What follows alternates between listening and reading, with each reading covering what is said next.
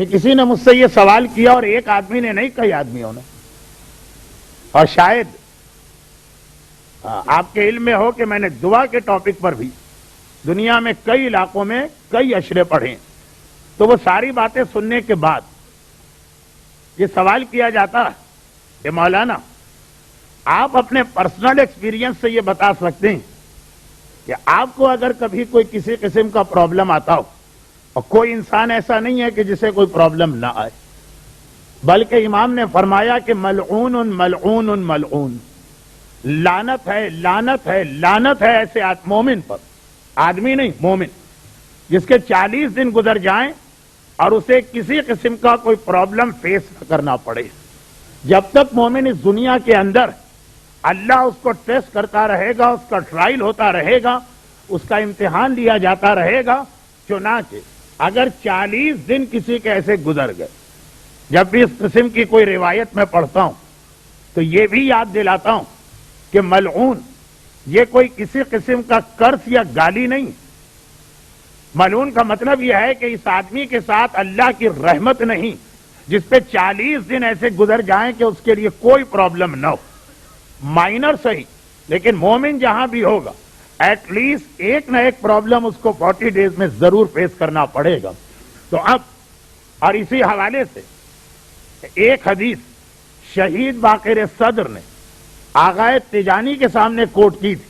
ان کی پہلی کتاب دین آئی واز گائیڈڈ ثم اہتدیت، اس میں جب وہ یہ لکھتے ہیں کہ میں نجف کے پہلے وزٹ کے بعد جب سیکنڈ ٹائم آیا تو میں نے شہید باقر صدر سے یہ کمپلین کی کہ جب سے میں نے دین حق قبول کیا ہے، اہل بیت کے راستے پہ آیا ہوں، ایک دم سے میرے پرابلمز بڑھ گئے۔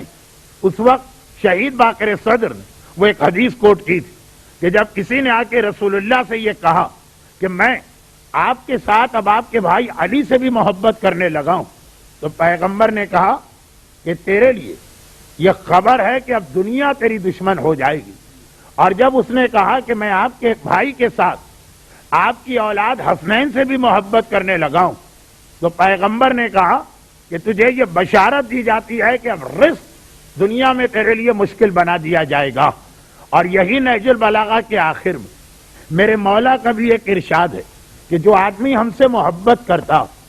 یا کم از کم جس کا یہ کلیم یا دعویٰ ہے کہ وہ ہم سے محبت کر رہا، اسے پہلے ایک چادر تیار رکھنا چاہیے۔ کس چیز کی چادر؟ صبر کی چادر، اس لیے کہ جو ہم سے محبت کرے گا یہ ساری دنیا بھی اس کے اگینسٹ ہوگی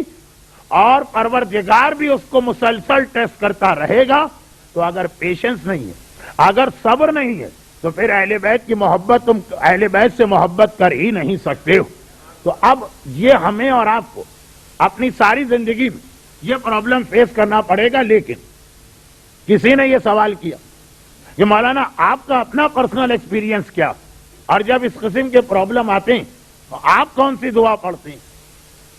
وہ دعا انا للہ یا دوسری دعائیں جو کچھ میں نے یہاں بتائیں؟ میرا ایک بہت ہی مختصر جواب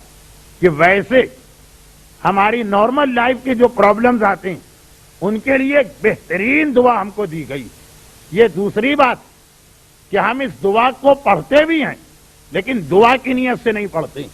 چند مومنین کو چھوڑ کر کے جنہیں اس دعا کی عظمت اور اس دعا کی اہمیت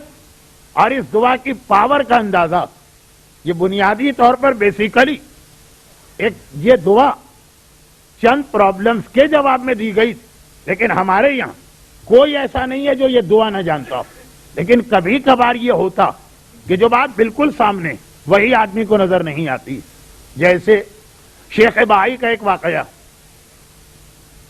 اگرچہ بعض علماء نے کہا کہ یہ آغائے شیخ محسن فیض کاشانی صاحب تفسیر الصافی کا واقعہ، بہرحال دونوں کا پیریڈ ایک ہے، دونوں کے واقعات بھی ایک ہے، اور وہ یہ ہے کہ ایران کے بادشاہ کے پاس اس زمانے میں بھی کرسچن دنیا اور روم یا رومن امپائر، چاہے وہ ایسٹرن رومن امپائر ہو، ان میں اور مسلمانوں کے درمیان ایک قسم کا مقابلہ یا جنگوں کا سلسلہ جاری تھا۔ اور ایک بار شاہ روم کا نمائندہ ایران کے بادشاہ کے دربار میں آتا اور جب کمپٹیشن ہوتا ہے تو خالی فوجی حوالے سے نہیں ہوتا، پھر اور بھی کئی چیزیں اس کے اندر انوالو ہو جاتی، کبھی جنگ ہوتی، کبھی ملٹری انوالو ہوتی، کبھی یہ ہوتا ہے کہ ہم نے بہت بڑی بلڈنگ بنا لی، کبھی یہ ہوتا ہے کہ ہمارے ملک کے اندر دنیا کا سب سے بڑا برج، کبھی یہ ہوتا ہے کہ ہمارا ملک جو ہے وہ دنیا کا سب سے مالدار ملک، کبھی یہ ہوتا ہے کہ ہمارا ملک جو ہے دنیا کا سب سے بڑا شیطان۔ اب مختلف انداز سے اور مختلف طریقوں سے ممالک ایک دوسرے کے اندر مقابلہ کرتے رہتے ہیں۔ اسی میں شاہ روم کا ایک آدمی آتا، نمائندہ، میسنجر، کل ملک الموت کے میسنجر کی بات ہوئی تھی، اور وہ ایران کے بادشاہ کے پاس آیا اور کہا کہ تمہارا یہ کہنا ہے کہ کرسچینٹی غلط ہے اور اسلام صحیح، تو دیکھو یہ ہمارا ایک عالم، اس کے پاس ایک ایسی طاقت و پاور کہ دنیا کی کوئی چیز اس سے چھپا کے رکھو، یہ ہر ہیڈن چیز کو بتا دے گا اپنے علم کی مدد سے، اور یہ نالج اس نے فقط بائبل سے حاصل کی۔ دیٹ مینس کہ our religion is a true religion. اگرچہ کسی بھی مذہب کے سچائی کا یہ کوئی کرائیٹیریا ہے نہیں، لیکن ایک بات واقعی ہسٹری پڑھتے ہوئے یہ بات یاد رکھیے گا کہ جس زمانے کی سٹوری اسی زمانے کے اعتبار سے واقعہ سمجھنا پڑتا ہے، اس زمانے میں اس ٹائم پیریڈ میں یہی